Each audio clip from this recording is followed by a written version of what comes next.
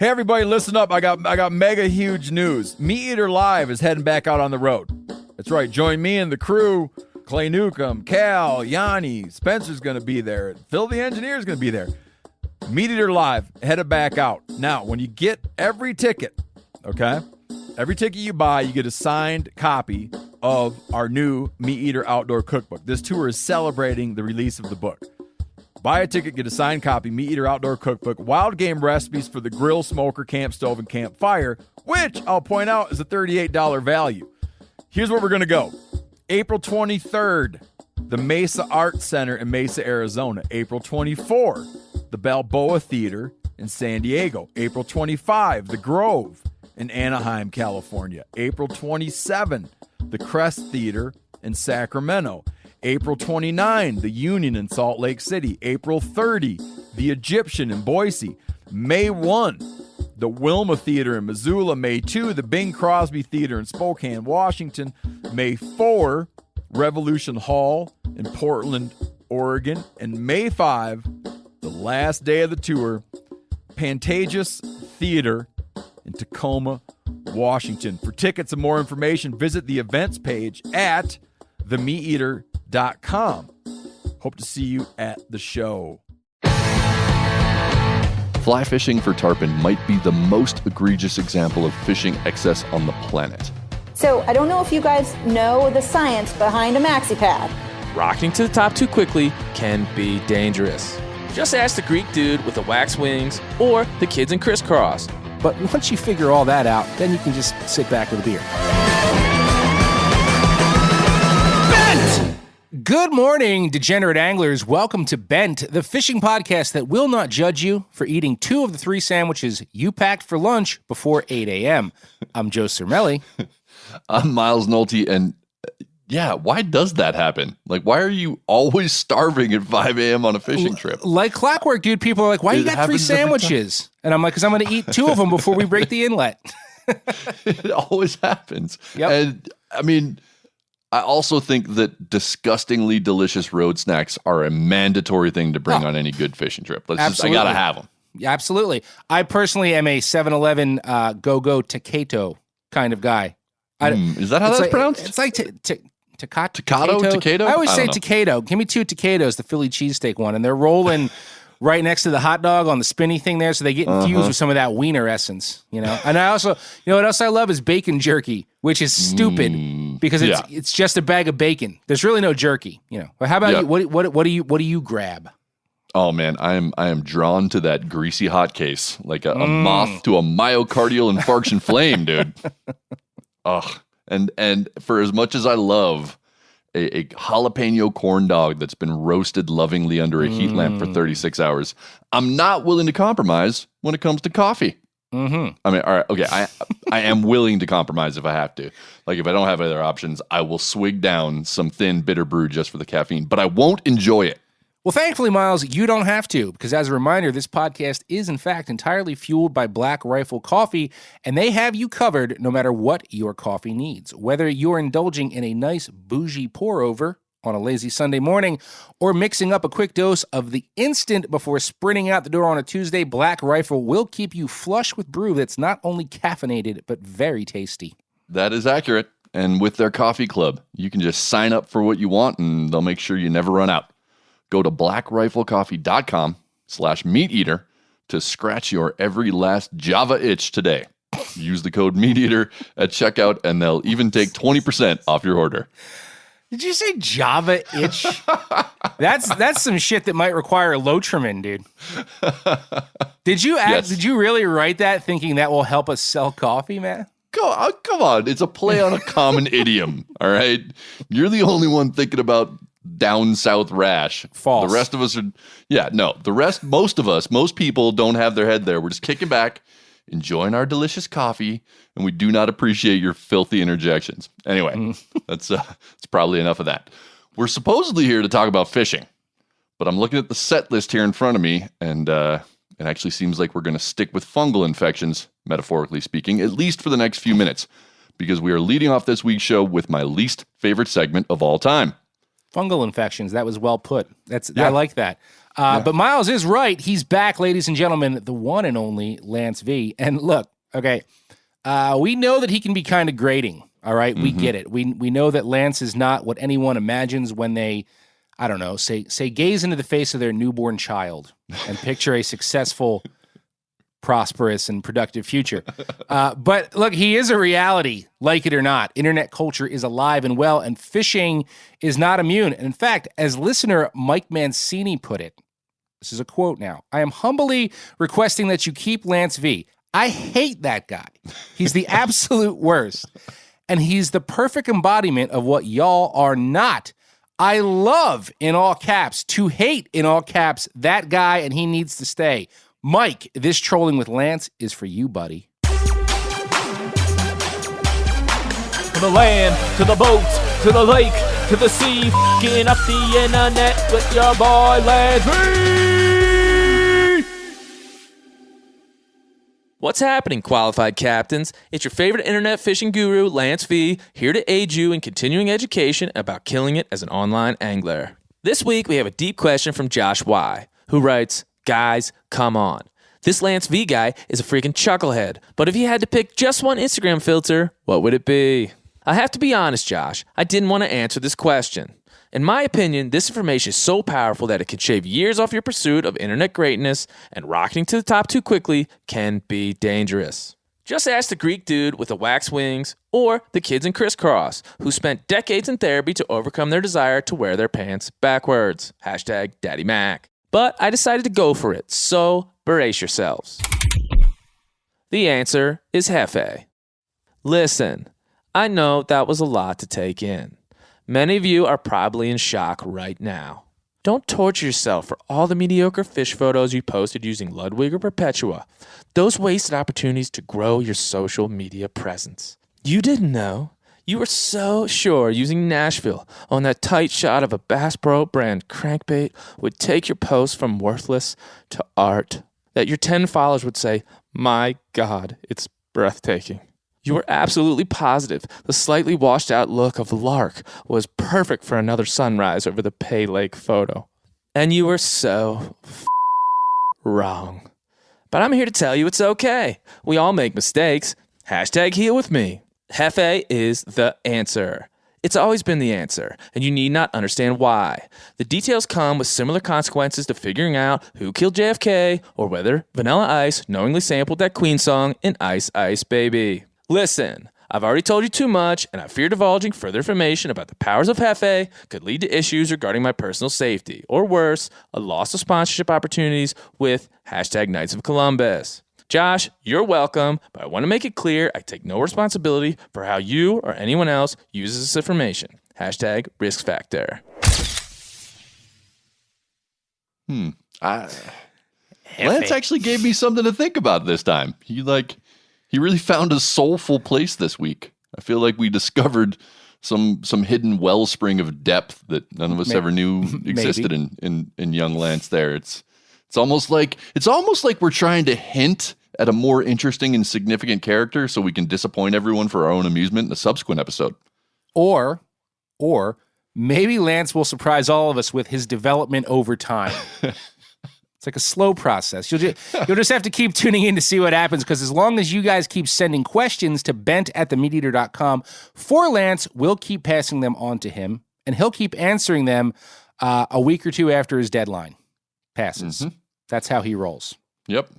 And while I have been begrudgingly forced into recognizing the power and influence of 21st century media, I have not given up on what I will always consider the nucleus of fishing culture. That is to say, skillful and well-crafted writing. Yeah, real writing, as in words on printed paper. Things we used to do in former lives, you and I both.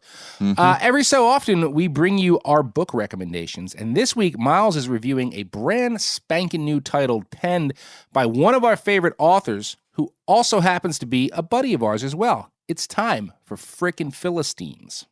What's a Philistine? It's a guy who doesn't care about books or interesting films and things. Then I'm a Philistine. From a purely logical standpoint, sport fishing is stupid. Pointless. We all know it. Even those of us who eat our catch occasionally or often will admit that's not the reason we fish. Fresh flesh is, at best, a bonus. At worst, a justification. Fishing for sport is arguably hedonistic, cruel, narcissistic, selfish, sadistic, and foolish. It can also be miserable, boring, excruciating, interminable, and obnoxious. But hot damn, when it's good, it's so good. I'm going to assume that if you're listening to this podcast, you know exactly what I mean, because fishing attracts obsessives. It's a spectrum, of course, but every serious angler I've ever known skews toward compulsion. Monty Burke is obsessed with obsessives. He's built a career writing about them, and his latest book, Lords of the Fly, Madness, Obsession, and the Hunt for the World Record Tarpon, continues the trend. This book profiles the rarefied subculture of individuals who have spent some, or in certain cases, the vast majority of their lives trying to catch record tarpon. If there are any heroes in this story, however, they don't carry fishing rods or IGFA certificates. The conquesting anglers are portrayed as what I would assume them to be, wealthy, entitled jerk-offs who don't respect the fish, the place, or each other. The ruthless guides who take those anglers fishing generally come off as arrogant, unscrupulous, and bitter. Just about every character in this book strikes me as a deeply flawed human. If there's a hero in this story, it's a tragic one. The vanquished utopia that was the Homosassa, Florida tarpon fishery of the 1970s and 80s. Burke describes it almost as if it were the garden, and the anglers who indulged in its fruits, the men who precipitated the fall. He writes, "The stories from On the Water were stupendous, almost too hard to believe, but also in aggregate too hard to ignore. On the Oklahoma flat one day, Perez held the boat steady for Robinson as fish came at the boat from every direction. The tarpon began to form a daisy chain, and we were somehow in the center of it," says Robinson. "It was 30 feet wide and 15 feet deep with fish. From the top of the water to the ocean floor you could see flashes. It was solid tarpon. Chittum and Lopez arrived one morning at the Black Rock and had it to themselves. 'Hold on,' Chittum said. 'Just take your time. There's more fish here than I can count.' Chittum and Lopez, too, were in the middle of a daisy chain. It turned out one comprised of some 2,000 fish. Lopez hooked 5 fish in under 2 hours. Over the next 10 days, he jumped more than 200 fish. He got 61 of those to the boat." It wasn't just the numbers of fish, though. There were stories every day of massive fish seen but not hooked, or hooked but not landed, fish well over 200 pounds. Everyone had a story, and those stories of the monsters never to be caught but only seen, or hooked only to be lost, they were told with more relish, more vigor, and more feeling than the stories of the fish that were caught, even the ones that became world records. It makes sense. In angling, as in life, it is the ones that get away that haunt our dreams, that push us over the brink into a lustful madness. And Homosassa was the first place in these anglers' lives where, hot damn, those dreams just might come true. The book's narrative wends its way through a dozen different characters. All the famous names of saltwater fly fishing appear: Apt, Cray, Pallet, Huff. Records are created, then shattered, along with new line classes, new tackle, new boats. The fishing world descends upon this place where the tarpon are huge and plentiful. They take what they can as quickly as they can, and the place is left diminished. Some might say decimated. And we absorb it all through Burke's deft and tactful voice. He remains a journalist in the best sense of that word, presenting the people, fish, and events as factually as he can, except when he doesn't, diving into engrossing interludes and anecdotes that skillfully tip his hand as an obsessed angler himself, one who, like most everyone reading, missed the party, and knows that any sense of moral superiority he might feel only comes from the fact that he wasn't lucky enough to be among the offenders. One of the aspects that makes this book so compelling is that honesty. Outside the billfish tournament scene, fly fishing for tarpon might be the most egregious example of fishing excess on the planet. No one in this country eats tarpon. Fly tackle is probably the least effective method of catching one, and a good guide charges $800 a day. And the most stupid, pointless, and obsessive offshoot of tarpon fly fishing culture is record chasing. People spend entire lives and fortunes trying to catch one fish whose gravitational pull can be measured as slightly greater than another. They don't care about any other fish they might catch. They don't even enjoy the experience of catching a record. The fish don't actually matter. They just represent challenge, measurable benchmarks of validation. Lords of the Fly does not shy away from any of that. In fact, its power lies in recognizing that while this form of fishing might seem reprehensible, it's really just the inherent nature of sport fishing, pushed to its furthest and perhaps ugliest extreme. So I have a confession, man. I have not read Lords of the Fly yet, but not because I'm uninterested. That it sounds thoroughly enjoyable. It's good. It's a good one. I haven't read it because you have been promising to send me your copy for over 2 weeks now. I mean, I know like the mail's slow, right? I get it, but it ain't that slow. So until that happens, I'll just have to sit here and reread Monty's Salbelly again. Yeah. All right. Look, the book is sitting on my desk. It's right here. I'm looking at it right now. I bet it looks good. It is. And along, it's actually sitting stacked up with another book that I've been promising to mail to you for 8 months. Mm-hmm. I don't know, 9. It's all the same. And that's all on me. But look, I have always hated going to the post office. It's never been a chore that I relished or enjoyed or did with any sort of zeal. But the thought of standing in an hour-long serpentine line in the middle of winter during a massive spike in COVID cases has it's really depressed the old motivation, you might say. No, I get that. I understand. I hate the post office too, especially during COVID. But what I also hear you saying is I can expect those books to arrive, post-vaccine? Yeah, pretty much. Yeah. So I'll put them on the list of all the other shit I can look forward to when the day finally comes. Seeing family, traveling, drinking in places other than my basement, with people other than my wife. Going fishing with a whole group of buddies instead of a select few that you assume are being careful. So great. Thanks. Mm-hmm. Yep. You're welcome. That is sadly true. But while some aspects of our lives feel suspended, like dinosaur DNA trapped in amber for millions of years, we press on. I'm simply saying that life finds a way. You know, I actually have a shirt with a snakehead skull on the front, drawn like the Jurassic Park logo that says "Life Finds a Way" on the back. Really? Yeah. It's one of my favorite T-shirts. Yeah. Shout out to Geek on the Water for giving me that.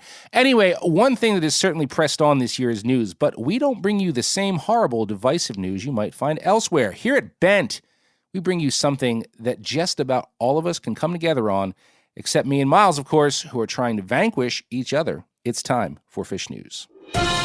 Fish News! That escalated quickly. Before we hit fish news, a little housekeeping. I'm sorry. I'm apologizing to everyone out there, but I have to say this. 2020. Seriously. Enough. Just stop. I'm done. All right. And I will explain what I'm talking about. It's nothing political. It's nothing you might expect. It's all the things you know, but there's more. So, first of all, you hopefully didn't notice this, but when we were in the middle of recording Fish News last week, this happened. Hey, dude, I'm sorry, we got to pause. Something crazy just happened in my house, and I got to go check it out. Something. Okay. I'm sorry. So what the hell was that? Well, that was the sound of my elderly neighbor mixing up the gas and brake pedals and driving her Subaru into the front of my house. This really happened. This happened last week, people. And so when we record this, like we're on the computer, so Miles and I can see each other. And the part that I'll add is I couldn't hear it on my end, but you were just like something crazy just happened. But then you left and you didn't turn off your computer. So the last thing I saw was you standing in your hallway, yelling at your wife, going, "Are you kidding me?" And I was like, "Ooh, I should probably leave the session." It's like, yeah. Last thing happened. I saw. That happened. So, but all right, good news on that. No one was hurt. Yes. All right. Nobody got hurt. The neighbor, who's a very nice woman, she was not hurt. None of us were hurt. Everybody was fine. That's the really good news. The other good news is that, man, I have incredible friends. By the time that the tow truck had extracted the car from my home, two of my people, one a structural engineer and the other a contractor, had dropped everything they were in the middle of, like the middle of their workday, to come over and assess the structural integrity of my house and put up a temporary support wall so the whole thing didn't fall down. And just to paint a clearer picture, what do I hear banging? Yeah, I'm sorry. My buddy's building the Okay. shoring up wall in our house. I thought it was like my kid. That's fine. We're good. So the house is still standing, but it's going to be some months before it's back to normal again around here. You can check out our Instagram pages to see photos of the carnage and the car in my house. It's at Watermiles and at Joe Cermelli. But wait, there's more. That same day, a friend of mine, a signature Umpqua fly designer, fishing guide, generally good human, Andrew Grillos, suffered a massive stroke, which is, I mean, it's terrible, but it's also hard to imagine because we're talking about a guy who does ultra marathons for fun. Yeah. Like, this is not Healthy the kind dude. of person you're going to expect this to happen to, right? Yeah. And look, he's in for a long haul. He's in for a lot of medical bills with his family. And listen, we've said it before. We're going to say it again. We anglers, we look out for our own. So I'm asking everybody out there who has the ability to help if you can. Get on Instagram, look up the hashtag Flies for Andrew and bid on something if you're able to. There's all kinds of amazing stuff up for grabs, from fishing gear to custom art to guide trips. My buddy Nick English is actually auctioning off info, like intel on his secret high alpine trout lakes that he's spent years finding. Yeah. So a lot of good people are chipping in to help out. And if you're able to, I just ask that you please do. So like I said, 2020 has been a nonstop dumpster fire for lots of us. But on the bright side, I got to say, man, it's really shown me that we are able to come together and look out for each other when we have to. And that's worth something, That's valuable. Yeah. And no matter how much I think we all feel the you 2020 vibe, if nothing else, one way or the other, it's almost over. Like almost over. We're getting there. Yeah. What it looks like when it passes, we don't know. But just based on the calendar alone, like we're almost out of the woods. We're gonna see a change. We're almost out of the woods. Anyway, housekeeping complete. Let's move on to the news you can use in the fish world. Reminder that this is a competition. Miles and I do not know what stories the other guys bring to the table. And at the end of this session, our magical audio engineer, Phil, will declare a news winner. I believe it is my week to lead off. Is that correct? It is indeed. Okay. All right. Great. So let's lead off with this one, which is kind of silly, but I just couldn't leave it alone. So as if ER doctors don't see enough action in this time of COVID, an ER in Egypt got put on notice when a man stumbled in gasping for breath because, as it turned out, he had a live fish stuck in his throat. You saw this story, didn't you? I did see the story, yes. Okay. Yes. Okay, all right. I'm not trying to step on your thunder, but as soon as you said that, I was like, I know where he's going.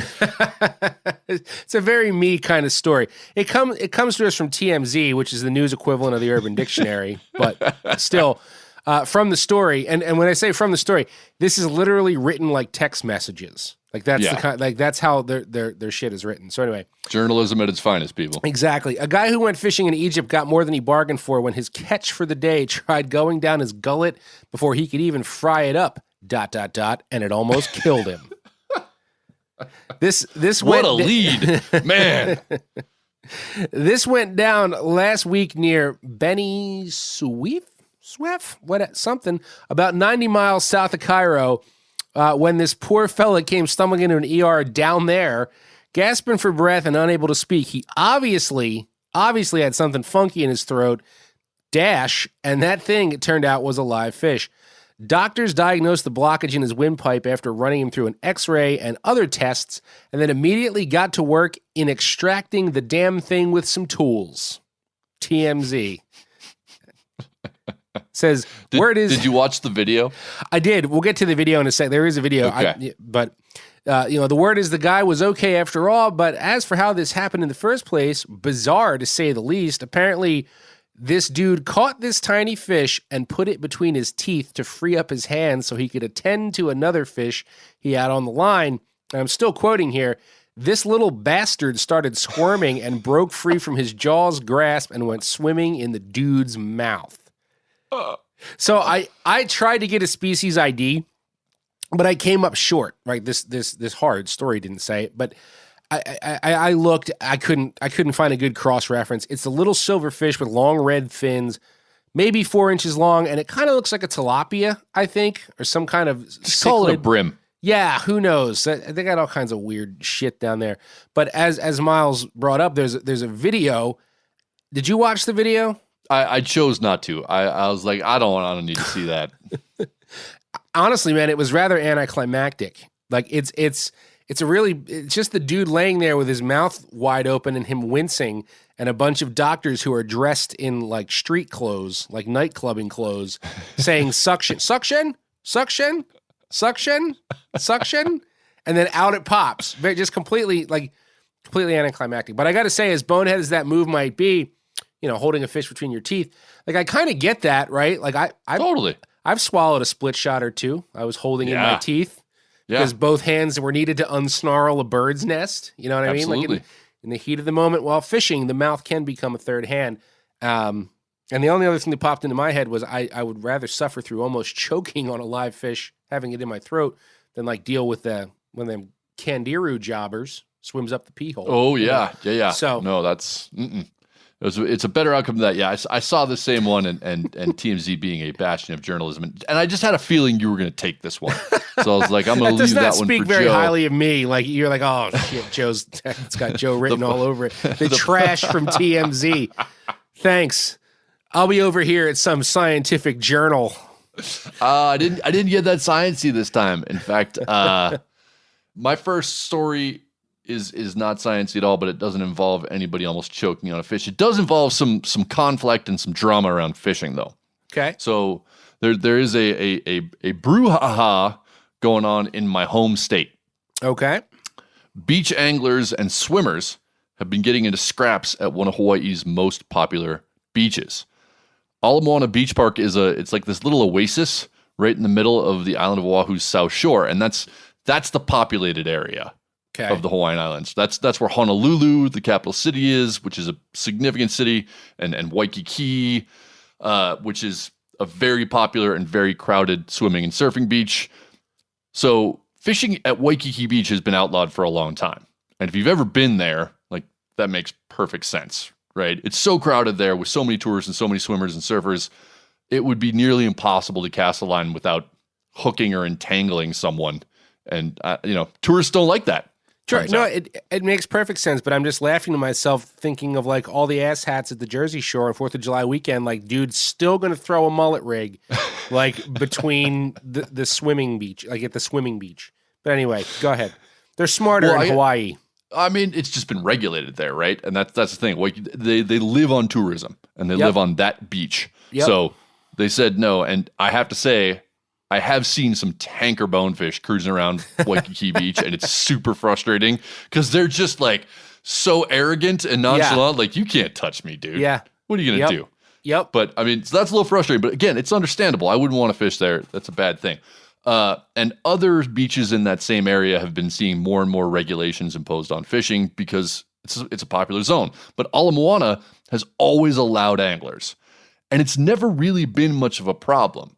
Right, the beach has a man-made channel dug in it that parallels the whole length of the beach, so it's deep, it's sandy, it's protected from the surf, and that's why it's such a popular spot for swimmers. Right.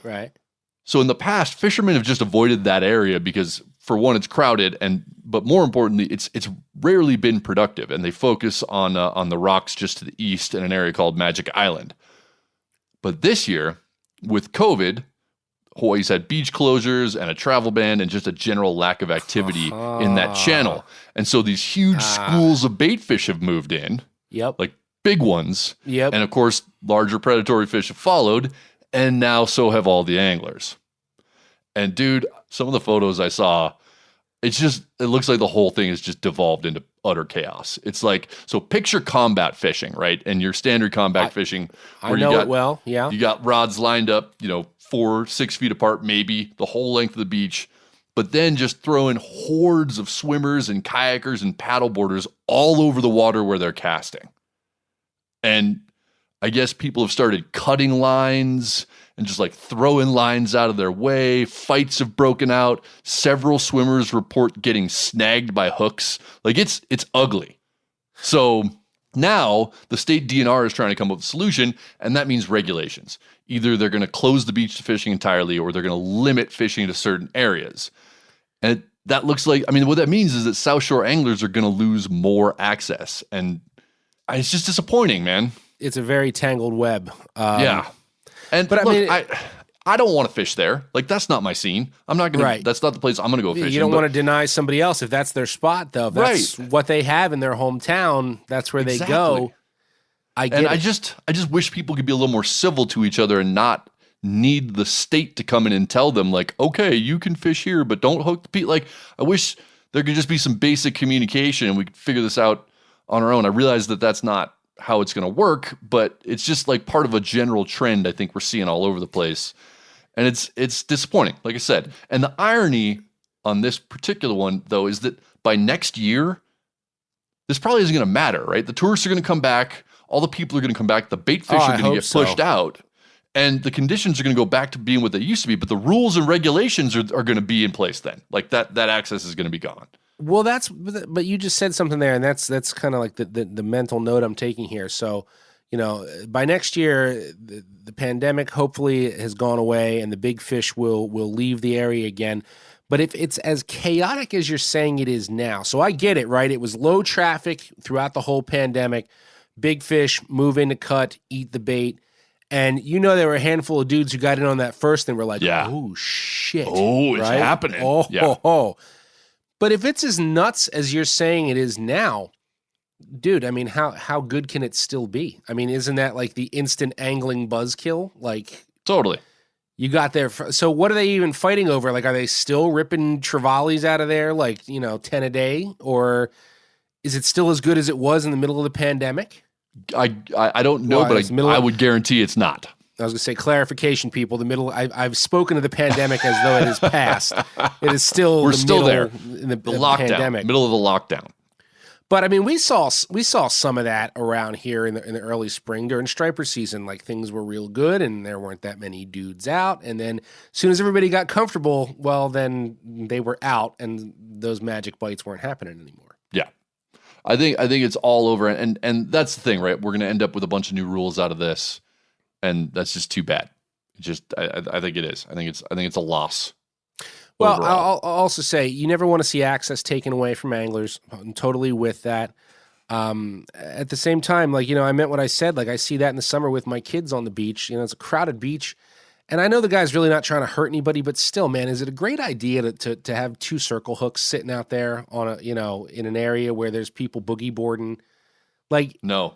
First of all, why would you even want to do that? Like, come back in the evening, get your ass up in the early morning and fish that cut. Like, that's when the fishing's good anyway. Yeah. So yeah, I kind of get that. Hey everybody, listen up. I got mega huge news. Meat Eater Live is heading back out on the road. That's right. Join me and the crew. Clay Newcomb, Cal, Yanni, Spencer's going to be there. Phil the engineer's going to be there. Meat Eater Live headed back out. Now, when you get every ticket, okay? Every ticket you buy, you get a signed copy of our new Meat Eater Outdoor Cookbook. This tour is celebrating the release of the book. Buy a ticket, get a signed copy, Meat Eater Outdoor Cookbook, wild game recipes for the grill, smoker, camp stove, and campfire, which I'll point out is a $38 value. Here's where we're going to go. April 23rd, the Mesa Art Center in Mesa, Arizona. April 24th, the Balboa Theater in San Diego. April 25, the Grove in Anaheim, California. April 27, the Crest Theater in Sacramento. April 29, the Union in Salt Lake City. April 30, the Egyptian in Boise. May 1, the Wilma Theater in Missoula. May 2, the Bing Crosby Theater in Spokane, Washington. May 4, Revolution Hall in Portland, Oregon. And May 5, the last day of the tour, Pantages Theater in Tacoma, Washington. For tickets and more information, visit the events page at themeateater.com. Hope to see you at the show. But look, if those anglers are struggling now because the crowds are back up and maybe those GTs aren't running the cut like they were, I might have the solution for them based on this story, which comes to us from Arizona's East Valley Tribune. Headline, Walmart, Mesa man get chummy over his invention. From the story, a fishing lure of sorts made by a Mesa fisherman will soon hit the shelves of Walmart after clearing a hurdle in the retail giant's search for products made by American small business owners. Chum pods, water-soluble pods of chum that can be used during fishing, was created by Pierce Outdoors, a company formed by fisheries biologist and Mesa native Grant Pierce. The pods are similar to laundry detergent pods and are useful for fishermen looking to save time. I assume by that they mean like not having to wait so long for a fish to eat their bait, as is customary in fishing. Like the patience, we got to pare down on the patience, is what we're saying here. But anyway, Pierce was one of 175 businesses that made it from a screening process involving 800 small businesses from across the country that pitched their U.S. manufactured products during very quick 30-minute one-on-one meetings with Walmart and Sam's Club execs during their first ever virtual open call for businesses. And apparently this is part of something that Walmart launched in 2013 as a commitment to help boost job creation and U.S. manufacturing through buying an additional $250 billion in products supporting American jobs by 2023, right? So right off the bat, I have to say, if Walmart is really holding to this initiative, right, that's awesome, right? Cool. More American manufacturing. Love that. Absolutely, yeah. And also I have to congratulate Grant for getting selected, considering the story says the most popular categories of products pitched during all these sessions were food, health and wellness, and personal care. So he got in with fishing tackle, essentially. And I looked up this chum pod, and it is clearly modeled after the Tide Pod, which is clever, clearly, right? But what's most clever to me is, unlike a chum product that you broadcast, you actually you bait your hook, and then you add a chum pod to the end of your hook because it's light and small, and then you cast your bait out there, and now the chum is going to dissolve right around your bait wherever it lands. And I'm not knocking the design at all, right? But every time I see something like this, I wonder, like, will this be the chum product that produces a shift in the consumption of such things? Because Lord knows I've seen them all, and I've gotten samples of them all over the years, and I've used most of them. And no matter how much I've wanted to believe, I just have not found anything like this that offers a very noticeable advantage. And like I remember, like in saltwater, you had chum aerosol sprays, and there was the bait bomb you'd send down on a line. It would like explode mid-depth, and none of it ever seemed to work as well or better than just regular old ground up bunker or mackerel chum. So I don't really see any prepackaged synthetics or these natural premixed chums really interrupting the natural chum market in saltwater. But then in freshwater, I'm curious if you agree, like I just feel like the average dude who fishes freshwater doesn't incorporate chum or think about chumming that much. Other than carp and catfish anglers. Exactly. So, and that's one of the things I'm thinking about here. It's like, even if you, I don't know, like sit in a lawn chair for stock trout, how many of that dude are you flipping on to chum? And what you said about cats and carp is true. That's where I see this stuff falter. Like, it's always marketed to all types of anglers. Yet the only guys who I think would really latch on are carp and cat guys. So if you called it, catfish pods or carp pods, maybe. But you've got a bluegill on the bag, and if you needed chum to catch bluegills, like try golf, figure skating. I don't know. So I wish Grant the best, right? I really do. Good on you. But like, has the consumer research really shown that these things tear it up? Like, are we itching for more easy chum options for freshwater? I mean, here's what I'd say. I think there are enough hardcore catfishing folks in this country to make a product like this work. But if it were me, and it's not, and maybe he knows something about market research, I don't, because I haven't dug into it, and that's not my area of expertise. But I would be focusing it on that more niche demographic and not trying to go broad. That's what my gut would tell me to do. But again, I'm not a marketer, so what the hell do I know? Yeah, no, and neither am I. But just looking at the website, like you see the baits that these pods are paired with, they're clearly catfish and carp baits. Yeah. Many episodes ago, we talked about that self-baiting hook thing with the corn that slid down. You're talking about that like this is useful to everyone, yet you watch the videos, it's all Pay Lake catfish. So I appreciate the innovation and the thought that goes into some of this stuff. But I mean, at the same time, man, like it's all designed for sitting on a piece of bait for a long time for a fish that is mostly feeding by smell. And, you know, I go buy a half dozen shrimp if I want to go catch catfish. They work just fine. Like I don't need to chum for them. They just eat that. So again, best of luck, man. Over the years, it's been a lot of them. I just have not seen any of these like, dude, you're not going to believe this product, this bait bomb, this chum bomb, this, that. Like, they all come and go. I'd say Grant's already won because he got into Walmart and Sam's Club. He's going to make some money. He's done what he had to do. We'll just see if it was a good gamble on their part, right? Yes, exactly. And that's the kind of thing I like to see in terms of someone being innovative and interesting in their attempt to make a living or make some money off of the outdoor community. But the story that I'm about to drop is the exact opposite. Okay. So I've got a story about someone who I can only describe as a despicable human. A narcissist. I like it. A complete narcissist asshat who considers his own social media feed and personal ego trip the most valuable commodity on the planet. Lance V? Even worse than Lance, man. I know, it's amazing. I gotta say, I'm not sure I should cover this story for a few reasons. Oh, I'm getting more excited. Just keep talking. Yeah. I mean, the first reason is because this has been covered. It's got pretty decent play around outdoor media already, so it might be old news for some of our listeners.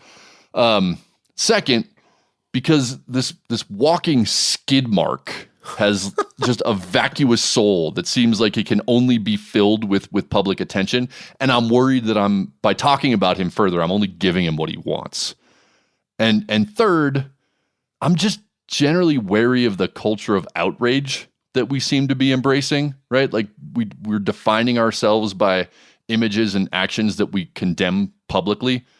And I don't want to feed into any of those three things. But all that said, I do condemn what this person is doing. And my goal is not so much to inspire your outrage as to just get the word out about this so that no one supports this person's business. What are we talking? I was like, I feel like I should know what you're talking about. And I told him, like, what? I'm just gonna say, like, Smalls. We have power in our wallets, not in like our keyboard cancellation desires. So that's how we should do it. Okay. So David Lesh is a former professional skier whose new goal in life seems to be winning gold as an internet troll since he failed at skiing. Last July, Lesh started building his personal brand as a desecrator of public lands and waters when he was caught ripping his snowmobile around a designated wilderness area in Colorado. And let me reiterate, it was July. There was no snow. Oh, okay. So he was just tearing up a protected, literally tearing it up. When you say tearing it up, a protected and sensitive tundra ecosystem for kicks, and he got caught by the executive director of the foundation that looks after that area. Got fined $500 in order to perform 50 hours of community service. After that, he rode a dirt bike on protected grasslands, drove his snowmobile around a private ski resort while it was closed, and, quote, accidentally crashed his brand new plane into California's Half Moon Bay. And I say accidentally in air quotes because investigators are still looking into the suspicious circumstances surrounding the crash, because Lesh just happened to be in a position to skip his plane across the surface and come to a stop lightly and easily, completely unharmed after the plane lost power. And he also just happened to have cameras set up to capture the whole thing and its aftermath perfectly to create a viral video showing how badass he is before sinking a mass of jet fuel, oil, and other contaminants into the ocean. Holy and then, shit. Starting in June, he really, really embraced his image as a self-interested outdoor influencer. He's the guy that the Instagram accounts Turons of Yellowstone and Instarect were made for. And you should check those out because, like, seriously, it's him. So first, he posted a photo of himself walking and swimming in an area that's closed to protect sensitive habitat and archaeological sites. That incident earned him 5 federal citations. Then this October, he posted another picture of himself taking a dump in the iconic Maroon Lake near Aspen. So the background paints this stunning picture of a high mountain fall landscape with like soaring snow-skiffed peaks and aspen groves glowing orange and yellow and fall colors and this crystal clear prismatic lake. And then the whole thing is ruined by Lesh butt naked hanging onto a deadfall tree and dropping a deuce right in the water. And the symbolism there is just too on the nose, man. You can't make that up. Now, I got to say, Lesh and many of his fans and supporters are claiming that everyone's just getting trolled and worked up over a joke. The photo was doctored and none of it actually happened. And fans? He has fans. Like, there are people who actually are like thousands of them that support this, that think this is all cool. Yeah. Okay. And I got to say, it doesn't matter whether it was photoshopped or not. Like, the guy has built this image of coolness around disrespecting our waterways, and the impact of how those photos will influence the behaviors and attitudes of the millions of people who've seen them is a whole lot more detrimental than a single turd in a lake. Last week, a judge barred Lesh from all federal public lands. That's every federally controlled public land, millions and millions of acres of public land across the country for at least the duration of the federal court case against him. And I think that's a start, but I really hope that ban extends for the rest of his life. You and I don't have any control over that sentencing. Like, we can't decide what the judge is going to do or how he's going to get sentenced or anything. But here's what we can control. Lesh, somewhat ironically, owns an outdoor clothing brand called Vertica. Yes. So I would like all of us to just make sure that we and anyone who we can convince never gives that brand a single dollar. Let me say it again, Vertica with a K. And is it made for super sporty people? Yeah. So it wouldn't fit me anyway, so screw you, Lesh. Go ahead. There's also a citizen-led petition circulating right now to revoke his business license. And I signed it. I mean, dude, I even donated a few bucks to the cause. So if the last thing I'll say is if you're one of the people who follows this jackass, just stop. Like, jerk-offs like this guy don't deserve the power and influence that they have accrued, and they won't go away until we ignore them. So I honestly hope he loses business, and I hope that people stop paying attention to him and he just disappears. I think that's the best possible outcome. First, I don't know how I'm not up on this. I guess I'm just not really paying enough attention to the news here. But I got to say, we in the outdoors, like, there have been so many things like fish pictures and so many different things that we've latched onto and like sort of berated guys. So to have somebody particularly go for the throat like that, I never thought I would see such a thing. Like, no. There's no such thing as bad press, which is obviously what's going on here. So even like when we've in our industry had people ripping on dudes about holding a fish that was pulled off a red or whatever, it comes and it goes and there's arguments on both sides. But to see somebody just embrace being an outdoor jackass to this level, I don't know, man. I don't know. It's mind-boggling. What do you do with that guy? You know, like I said, I hope that you the only way you can kick him in the stones is by hurting his bottom line, right? Like, I fear that I'm feeding into exactly what he wants because I'm giving him more attention, which he clearly craves. But I'm doing it not because I want people to get outraged. I'm doing it because, like, I want to see his businesses fail, and I'd like to see him broke. Well, I agree with that. I'd also like to see him come out and do a tuna charter with the Brooklyn V out of Brooklyn, New York, and act like a jerk off on that trip 80 miles off with them boys. Well, we certainly don't support Lesh. We don't want you to support Lesh, but we do support fishing guide Hilary Hutcheson, who's very awesome and a steward of the outdoors. She's the opposite of Lesh. Yes, exactly. And as soon as Phil weighs in to decide who wins the whole kit and caboodle here this week, we're going to kick it over to a tackle hack for the ages from our friend Hilary. It's going to make you a little uncomfortable, but you're going to go, damn, that was one of the smartest things I heard all week. For his story of the fish who looked around at 2020 for mere seconds before he had seen enough, and for introducing the nation's youth to, I'm sure, what will be known as the Chum Pod Challenge, Joe Cermelli is the winner this week.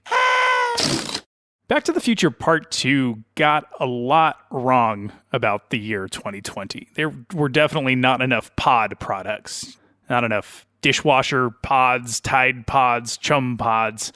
But I'd say the most egregious lack of foresight was that Marty McFly had the chance to go see Jaws 19 in a real-life movie theater, full of people, rather than as a drop on HBO Max plus Prime. Bring on the vaccine so I can drown myself in butter-flavored topping. I'm getting hacked. It's coming from inside the city. Fight the planet! Joining us today for the Tackle Hacks is our good friend Hilary Hutcheson, who's a good friend of the show and a friend of mine. It's great to see you. How are you, Hilary? Hey, what's up? Most people probably don't know this, but the first time Hilary and I actually hung out was years ago when we were both at the same lodge in Alaska, and due to weather, got completely socked in and were unable to leave that lodge for, I think, like 4 days. So we just fished the local river as much as we could and raided the liquor cabinet at the lodge every single day until it was time to go home. Yeah, it was not terrible, and we were highly successful at both of those things. In the pouring rain, oh God, pouring rain, which is why, as you mentioned, we couldn't leave the lodge to go out to the surrounding fisheries, but it was awesome. I was like, they need to put that program on the brochure because we had a ball. It was so much fun. It really was, and it was like there was a weather window when we could fly in, and like we couldn't fly again until it was our day to fly out. It was we were just stuck there on the island with tons of liquor and rainbow trout and silver salmon. So it was not bad. I was stranded awesome. once due to weather like that, only it was somewhere where there was nowhere to walk to fish, and all the dudes I was with did not drink. So that sounds like a good time you guys had that one time. That sounds like maybe you were actually on the television show Lost in some sort of purgatory. Anacostia Island, Quebec. Anyway, this is not my segment. You keep going. we did have good times on that one, and I remember it fondly. But we didn't actually bring you here to reminisce about Alaska fishing. We brought you here to lay a tackle hack on us. So what do you got? Yes. Well, we have a prime dry fly season here in Northwest Montana. I'm on the Middle Fork and the North Fork of the Flathead, and people are coming here for, world-class dry fly fishing, which means you have to keep the fly dry. And all the regular hacks are the ones that, I have done forever and ever. Like everybody kind of uses that chamois on the inside of their shirt, but I fish the whitewater stretch, and so I'm in and out of the water all the time. And then people use like their chamois for their sunglasses all the time. But again, like put that in my pocket. I'm just soaking wet all the time. So those get wet. An Amadou patch is like $30. And once those things get wet, they stay wet. So I found something I think is pretty unorthodox. I haven't seen anybody else do it, and it works super good. And I suggest other people to try it. I started cutting into squares sanitary napkins, like maxi pads or panty liners. The thin ones, and you can get them cheap, and you can go to Costco. Miles, why don't you go to Costco and you buy like the jumbo pack of the thin panty liners or maxi pads, and then you cut them into squares. And you don't need to get the brand name ones. You just get the cheapo, Fred Meyer ones or whatever. And the reason I cut them into squares is so that they don't look like what they are. So you don't have like wings. And so that, a client doesn't look back and see me like, squeezing the fly with the maxi pad, and then they, take it back and like put it in their mouth or something, So yeah, I cut them into squares or circles or something so that you can't tell, or rectangles or something so that it doesn't look like what it is, and so that it can be small and just in your hand. And I have done a couple things. One, I have double stick taped them into the inside of my Yeti Go box, so like my big waterproof tackle box, and so that I can just like push the fly up against it. Mm-hmm. And then I've also had them in stacks. Like I can have a whole stack of them for the whole season, and you can reuse them because they just absorb, and you just kind of keep them in there and keep reusing them. And so you just squeeze it on there, and it just takes the water right out. So, and if they get wet, it's crazy. So I don't know if you guys know the science behind a maxi pad, but if they get wet, all the moisture goes to the bottom, and so the top layer of them still stays dry. And that's the whole point. Like, that's why you see in the commercials, they're like, keep you dry all day. So it keeps your fly dry all day.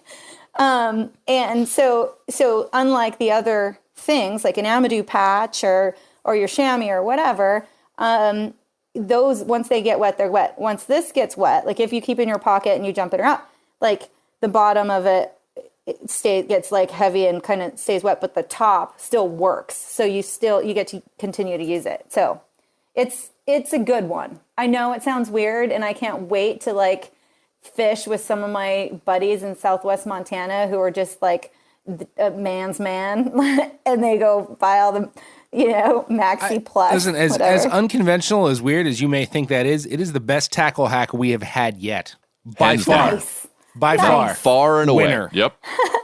Nice. No doubt. Yay. And I cannot wait to see the jump in sales for generic maxi pads as soon as this particular episode airs. Hashtag not sponsored. Hashtag not an ad. I do not have a paid partnership. If any of those companies do want to get on with supporting this podcast, we are welcome to entertain some offers. Always looking for advertisers. Absolutely. That would be amazing if you guys had this podcast sponsored by Stay Free or whatever. That would be awesome. I think we're going to just call that a life goal and say thank you so much, Hilary, for coming on again and for dropping that nugget of wisdom on us. Anytime. That's what I'm here for, brother. That's a good one. All right, so right after we recorded that, I actually raided the bathroom cabinet and stuck a couple of panty liners in my fly fishing kit. I haven't had a chance to use them yet because, it's cold, but I'm looking forward to doing it and like actually trying that out when dry fly season comes back around. You know what? I'll admit it. I did the same thing. Like Hilary brought the freaking fire with that tackle hack. She just put everyone else, past and present tackle hackers, on notice. And though we didn't actually do anything, if you think about it, other than make stupid comments throughout the whole thing, I'm proud that we offered up some legit useful knowledge this week. And while we're almost out of time, we do have one more tidbit for you guys. Yeah, it's time for end of the line. But this week, we're going to change things up just a little bit. Yeah, it's kind of like point counterpoint, perhaps crossfire. Miles is actually going to take the lead on a rig that truly rocked the world of fishing, and I'm going to jump in right after him for a minute or two and tell you why the whole thing is bullshit. Fishy, fishy, fishy, fishy! Well, that's not loud enough, Bert. Technically speaking, the Alabama rig shouldn't fit this segment because it isn't a lure, bait, or fly, but we're making an exception on this one. The A-rig is a spider web of spoke-like aluminum arms that radiate out from a central jig head and are tipped with 5 or more separate lures, usually soft plastic swim baits.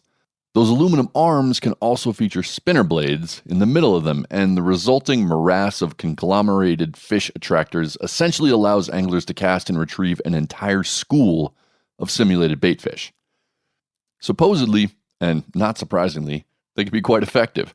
I say supposedly because I myself have never fished an A-rig, but their impact is hard to dispute. The Alabama rig was invented by a guy named Andy Poss, who claims he came up with the idea while watching tuna chase sardines on the Blue Planet documentary series. That makes for a good story, but I find it a little suspect for reasons that Joe will cover in just a minute.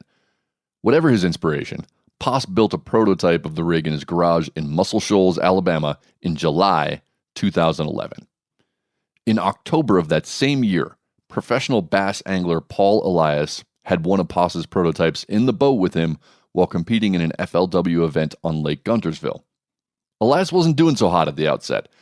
In fact, he hadn't boated a single fish when he decided to try out Poss's rig. And then he caught 15 pounds of fish in 4 casts. After that, he returned to the spots where he'd blanked earlier in the day and landed 20 more fish. Elias won the tournament, and the A-rig became the biggest controversy in bass fishing overnight. Within a year of its invention, it was banned from BASS tournaments, and within 3 years, it became illegal in all major bass tournament circuits. Fishing one in or out of competition is now against the law in 8 states. Suffice to say, lots of people got real mad at this rig real quick. Much of the A-rig hate out there gets cloaked in seemingly rational conservation arguments. Some call A-rigs problematic because anglers often catch multiple fish at once, but that doesn't hold up to basic scrutiny. The vast majority of bass anglers are releasing their catches, and even if they are keeping dinner, the bag limit doesn't change just because they're catching multiple fish at once. Another dig, in the interest of fish welfare, stems from claims that fish often get foul-hooked by A-rigs. But no one offers any evidence that foul-hooked fish suffer a higher mortality rate on release.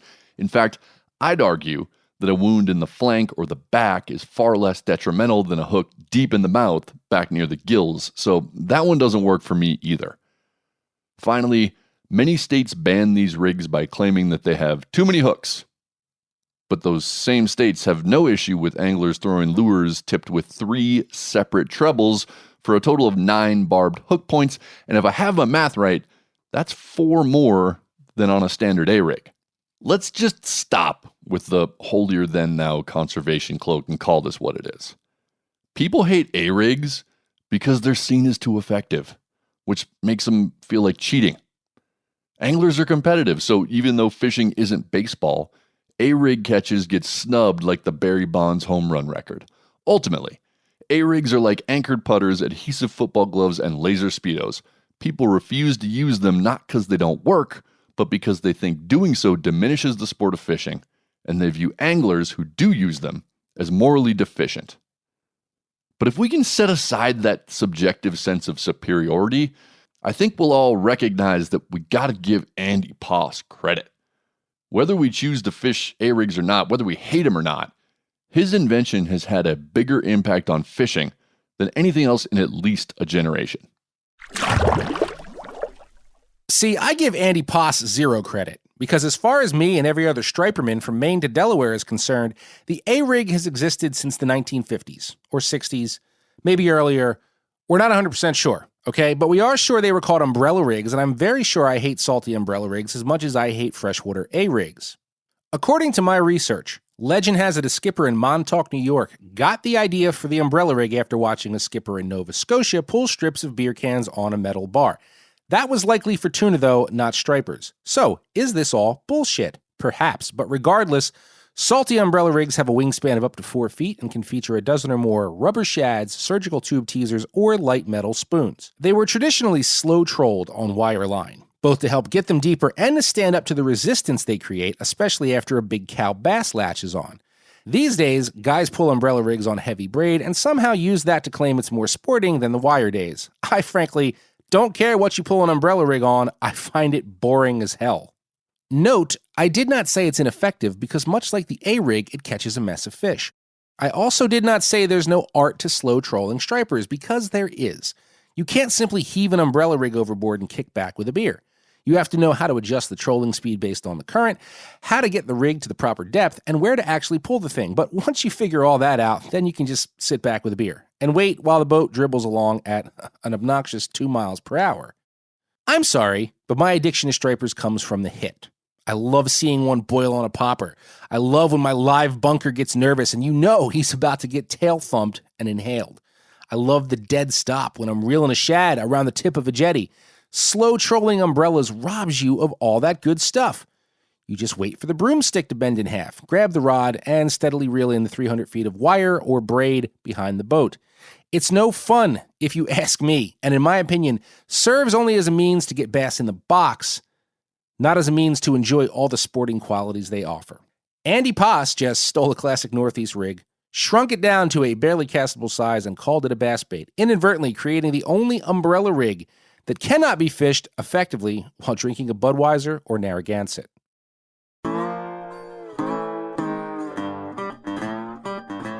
Well, that's all we have for you this week. For those of you looking to run this down on the AP wire, I have a problem with the Java itch. Gross. Hefe is the answer to life's ultimate question, like an Insta-filter version of the number 42, and Hilary Hutcheson knows how to give your dry flies wings.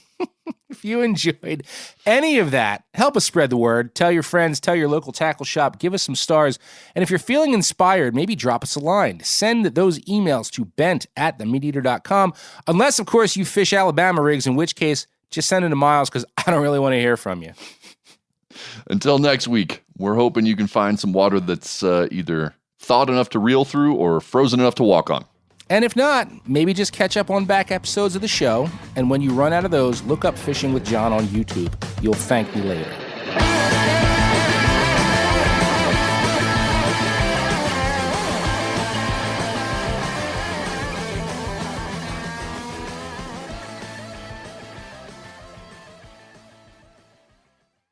Hey everybody, listen up. I got mega huge news. Meat Eater Live is heading back out on the road. That's right. Join me and the crew. Clay Newcomb, Cal, Yanni, Spencer's going to be there. Phil the engineer's going to be there. Meat Eater Live, headed back out. Now, when you get every ticket, okay, every ticket you buy, you get a signed copy of our new Meat Eater Outdoor Cookbook. This tour is celebrating the release of the book. Buy a ticket, get a signed copy, Meat Eater Outdoor Cookbook, wild game recipes for the grill, smoker, camp stove, and campfire, which I'll point out is a $38 value. Here's where we're going to go. April 23rd, the Mesa Arts Center in Mesa, Arizona. April 24, the Balboa Theater in San Diego. April 25, the Grove in Anaheim, California. April 27, the Crest Theater in Sacramento. April 29, the Union in Salt Lake City. April 30, the Egyptian in Boise. May 1, the Wilma Theater in Missoula. May 2, the Bing Crosby Theater in Spokane, Washington. May 4, Revolution Hall in Portland, Oregon. And May 5, the last day of the tour, Pantages Theater in Tacoma, Washington. For tickets and more information, visit the events page at themeateater.com. Hope to see you at the show.